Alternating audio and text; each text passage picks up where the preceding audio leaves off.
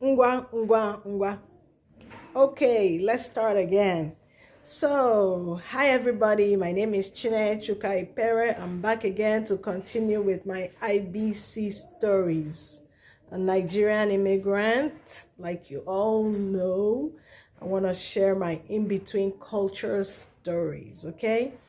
All right, so the last time I mentioned here, I talked about, I mentioned about, how I got lost driving from a job fair, a teacher's job fair, and then I eventually got home. So after a while, it dawned on me that I just have to pick up anything that I could do to make money, because the earlier we started making money, the more independent we became, right? So I decided, okay, one day somebody just gave me a call. You know, that time, I don't know if it was the season or the time, but one thing that was for sure was that Nigerians were ahead of us immigrants in diaspora when it comes to things like fashion. I mean, traditional fashion, braiding hair and all that, okay? So, people, when they hear somebody just came from Africa, they are excited and they almost believe that everybody who comes from Africa could make hair. So I got this call from a lady. I don't know, I don't remember how I got to know her, but then she asked me, hey, can you braid hair? I'll send my daughter over for you to braid her hair. I was like, okay, let me try my best, because I used to play with my daughter's hair. Okay, I could play with her hair as a little kid. I could bunch up her hair. I could actually braid with her natural hair. But when we had to plait with attachment, I would send her off to this, to plait her hair. There were just too many places to plait hair, and there was really one nice place that we early learning parents used to take our kids to give them like really, really nice hair. So this lady sent her college kid. I thought she had a little kid. I didn't know it was a grown up. And the girl, after speaking with me, she said, okay, let her go and buy her extensions, her attachments to come. Did I think that plaiting hair was a joking something? I don't know what I was thinking. This girl came to my place to braid her hair. Here, we started. And the attachment was so slippery. It's not like canacolon, the regular expression. That one was just too slippery. I don't know whether it was meant for Igbo hair. I'm not even sure it was meant for braiding, but that's what you could find in most of those, unless, most of those hair beauty supply stores. When you go to American beauty supply stores, those are the kind of attachments you will find. But the only places I know, like when I eventually, became a amala, when I knew my way around town, if you go to Asian beauty supply stores, you could actually find the kind of attachments we use back home. So I started braiding. This girl said it was nonsense. I was struggling with it. The girl just told me, Auntie, okay, so very nice girl. I really wanted her to be my friend, okay? But there's something I forgot. You see, American kids, it will be hard for American kids to be friends with somebody that is older than them. They don't do like that. They will be nice to you, but not friendship. Me, I was looking for friend then. The reason was that I needed to understand my environment. I needed friends. I asked my brother, because my brother was actually new in that town. But the reason why he wasn't bothered was, number one, he had a job. He worked from home. Then he traveled. His job entailed traveling once in a while. So he didn't care about knowing anybody there. So I was like, hey, I just need somebody who will direct me about how to, navigate the place. I was like, yeah, my brother told me, be careful what you're asking for. Be careful what you're asking for, because you might be there looking for somebody. You will end up finding somebody who you are better than. You know that kind of friendship where you're looking for somebody who is better than you. Then you now enter the hand of somebody who is looking for more help than you. Okay? So, but this story will come later when this warning came to pass. But what I was saying here is that this girl came to try to braid her hair with me. I disappointed her. Your sister didn't know how to braid hair. I didn't know how to braid an attachment. I could braid with natural hair, but not, you know, that type you braid where you are, that is good enough to get paid for. I didn't know it. I didn't know it, okay? So I had to go and buy video. I had to buy, you know, that time it was mostly CDs. So I bought that CD. It really cost me a lot of money, but my intention was, if I spend money, let me make money from it, right? So I actually got that thing. I started learning.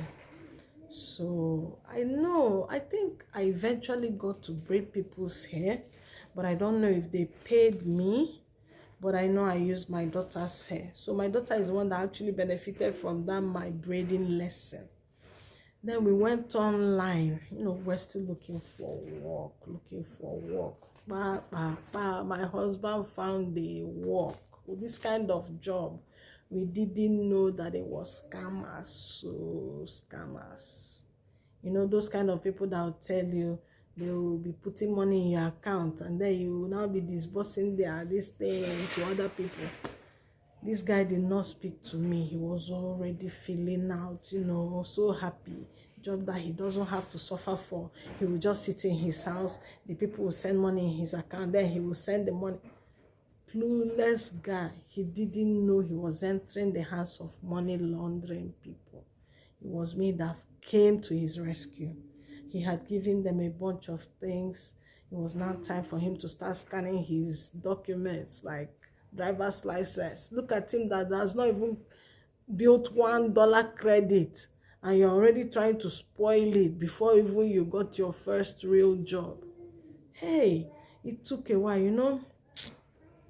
There were things that happened in Nigeria that it was so normal.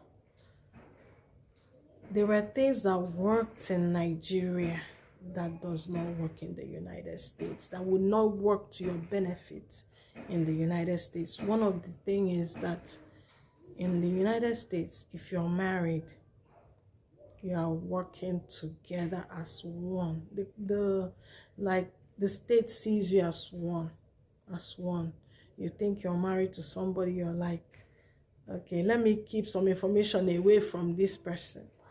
You're hurting yourself more versus sharing that information and both of you coming up with one solution. For instance, in Nigeria, I don't think my husband would have even found it necessary to speak to me about any steps he was going to take to get himself a job. I didn't used to discuss those kind of things with him. There was no need for it. Let's just put it that way. So it was me coming and saying, think this thing well. What is so hard about passing money from one account to the other that they should pay you for that? I started like talking to him. I'm like, okay, just stop and see what will happen. You know, stop the process and see. But over time, it dawned on us that those people were scammers, okay? So I think he stopped. He ended up not giving them their this thing. But you know, it was that time, if you go to Yahoo, spam mail, you know, when you're desperately looking for something, you'll be seeing everything. So that was how he would have just put himself in trouble. Even my brother, we now ran, okay, at the time when he couldn't believe me, okay, like, why am I stopping him from getting this easy job? I said, okay, why don't you run this idea by my brother? Since he has been here more than us, and hear what he has to say. So my brother said, in America, if you get a job, most times you have to work. There's no ghost worker job here. No lie down, especially for new people. There's no go and be lying down and money will be entering your account kind of job. It doesn't work that way here. Okay? So when we finished that, you know, back and forth, like I said before in my other channel, we saw this woman. So I met this lady who may have been a nurse. I don't even remember her name. I wish, and I think her name is Chinyere. I don't remember her last name because we kind of lost touch, and maybe my phone died or something. I don't know, but I lost connection with her. So she told me that there's this lady that actually runs a CNA program. Like I said, CNA is Nurse Eliza, Certified Nursing Assistant.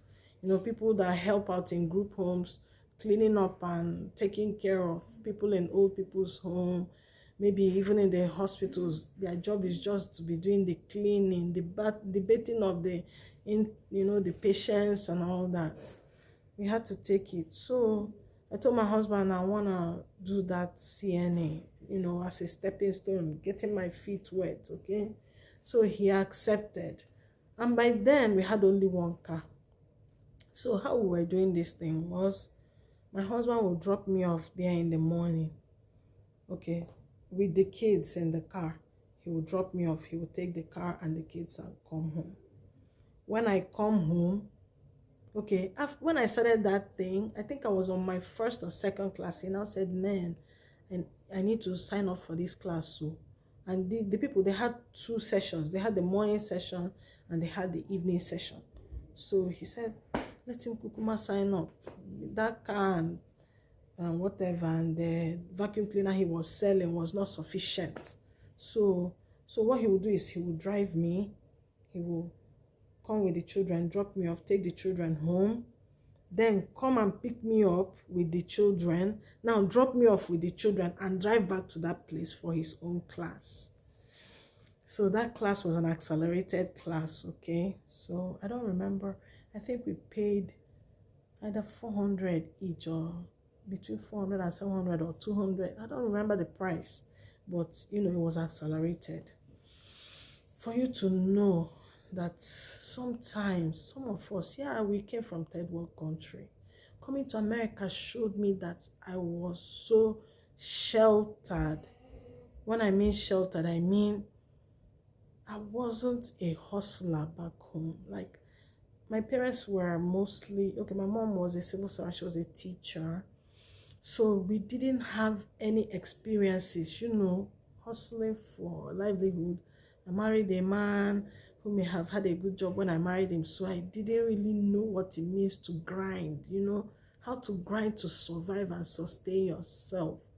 So while we were doing that class, it was not easy because my husband, that driving, the place wasn't close to our house, see that, but he would drive, come, go back, drive back again, drop me off at home with the children.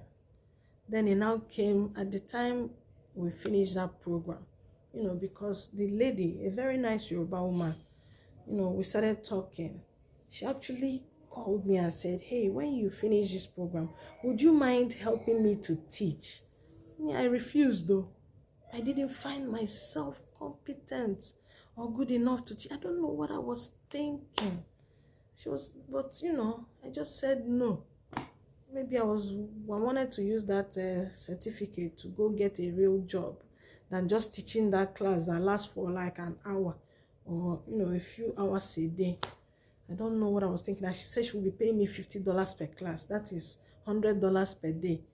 I don't even know whether I would have been able to teach both morning and night with the children. And still my husband had to step out and, look for his own job and all that. So I still had to have my time for holding the children.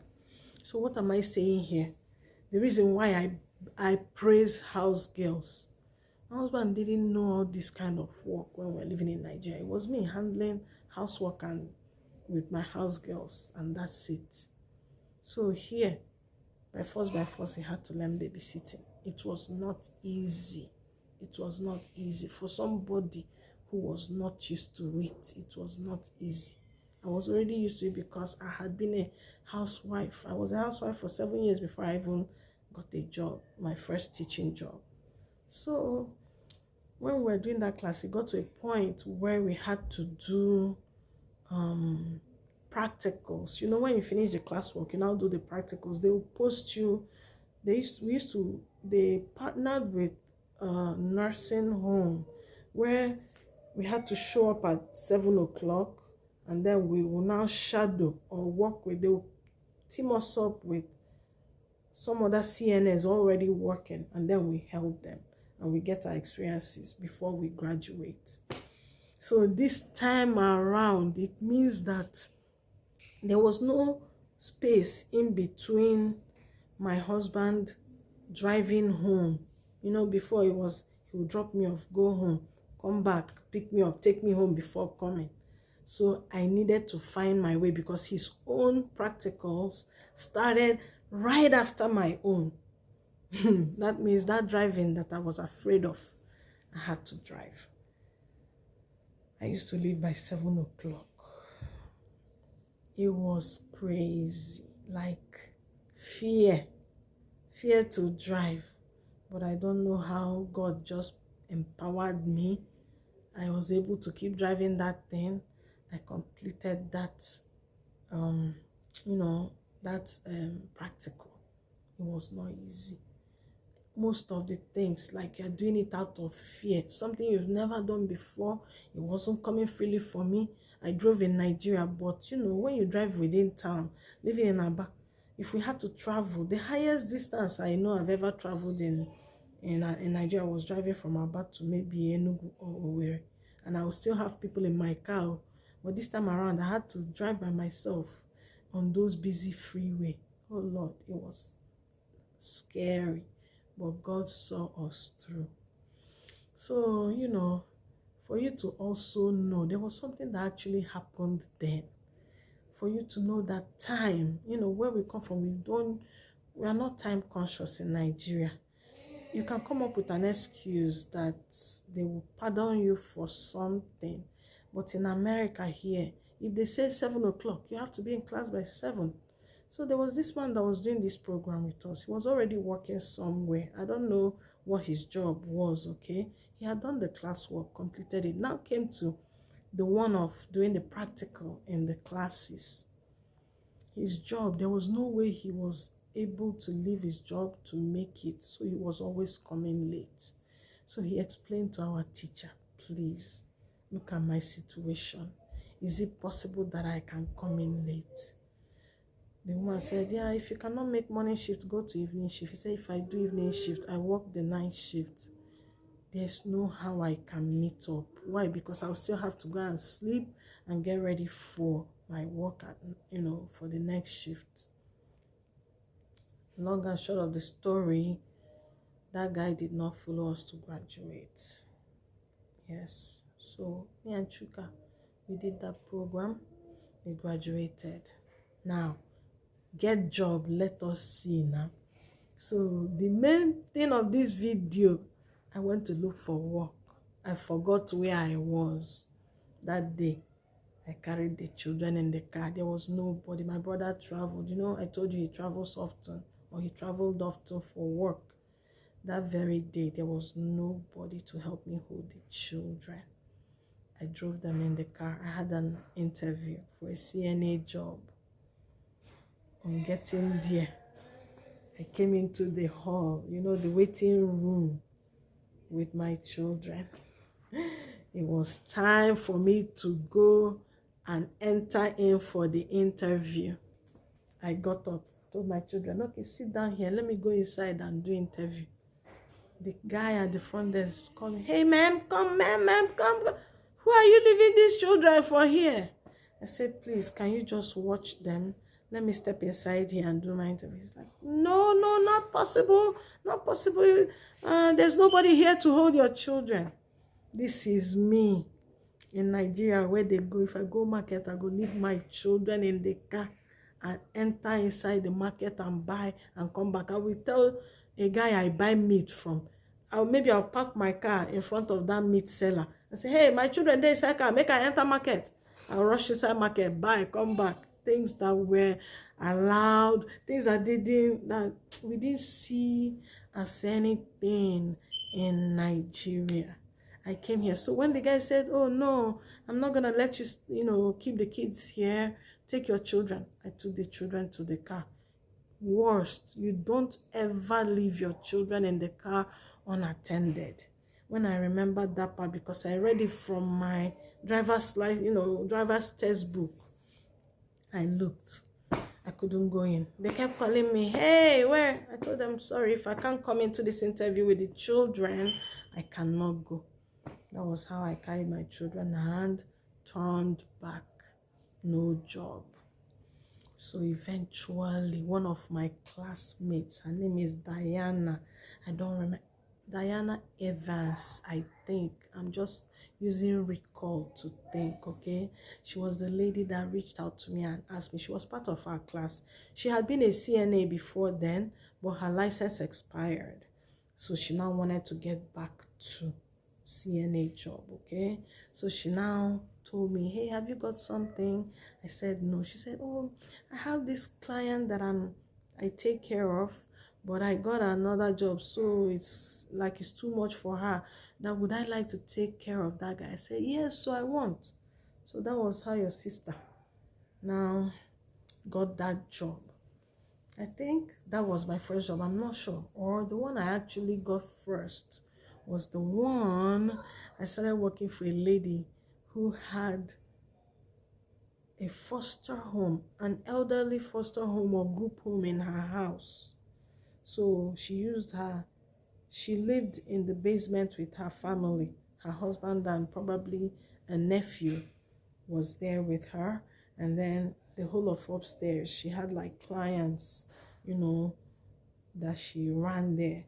But recently, she became a little sick, and they told her not to do much. She said she was having heart troubles and her heart got worse.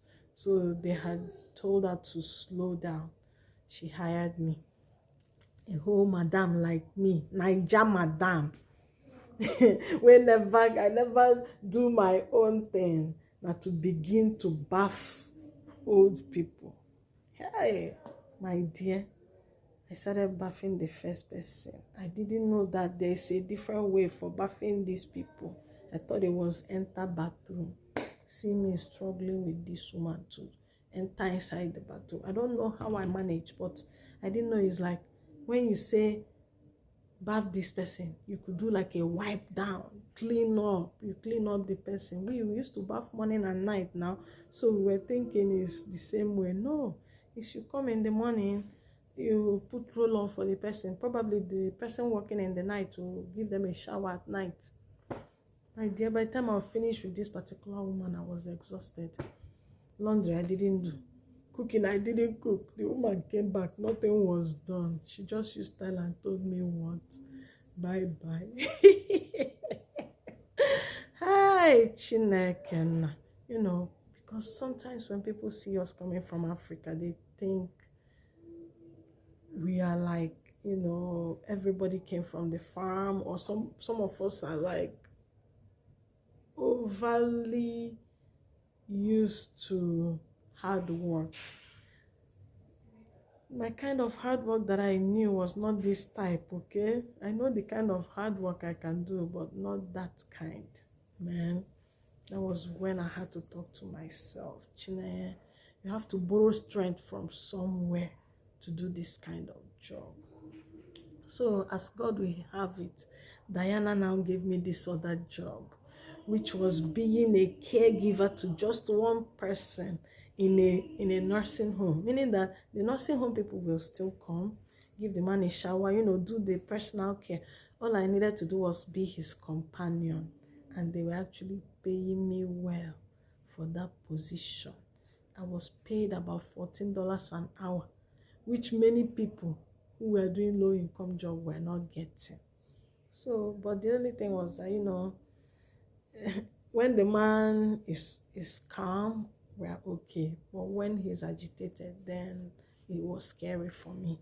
Then after a while, the family said, okay, don't worry, we'll take care of him by ourselves. I think the pay probably was getting too much. I don't know. But the man, I think, was actually a very wealthy man. So, but that was it. That was how my beautiful job just ended. When the family came, maybe it was too much expenses because I was practically doing nothing. Just spending time with the guy, gisting with him, you know, pushing him in his wheelchair. He will look around, will tell stories. I'll direct him to the restroom, like I'll, wheel him to the restroom, stuff like that. Just simple help that I was giving him. So that was a good job, and it didn't last because the family now came and said, okay. So that was it. And my husband was there grinding away in his own, he didn't really get it. We didn't really get a tangible job there. Then one of my uncles came from another state, from Minnesota, and said, hey, if people cannot find any reasonable job here, people should start coming over to my own side to go find a job. So he said, okay, he took my husband first, and they went there. And he found a job. One of my uncles, my late uncle, because he's late now, gave him a job, and he started. Then after that job, one of my brothers too there now found him a real, 40 hours CNA job. Okay? So he started working. He got an apartment. Okay, getting an apartment. What's the difference between getting an apartment in the United States and getting an apartment in Nigeria? When you get an apartment in Nigeria, sometimes you have to go there and do all the repairs. You come into a trashed apartment, the people that may have been living there did not clean up or anything. Then you have to decide if you want to repaint, fix the toilets, you do all the repairs, you bring in all the equipment, everything. That was how it was when I was there. I don't know if things have changed now. You put the cabinet. If you want cabinet in your kitchen, it's up to you to put it. If you want to build it, or if you want to put a locker, it's your own. When you're leaving, you take your thing and go. But coming here, the whole apartment was already set. Carpet on the floor. Fridge was there. Everything. Just carry your chairs and come in, and the place is ready to live. So when we came into that house, we came in with just those bags, those duffel bags we came from Nigeria with, and that Ghana must go.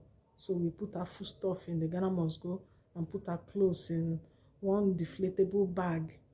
One of them is still remaining here because we are keeping it as a souvenir, okay?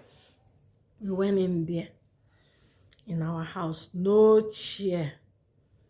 Ha! Okay, stay tuned till next time. You will hear the story of how we got into our first home, first apartment. Okay? Bye-bye. God bless you.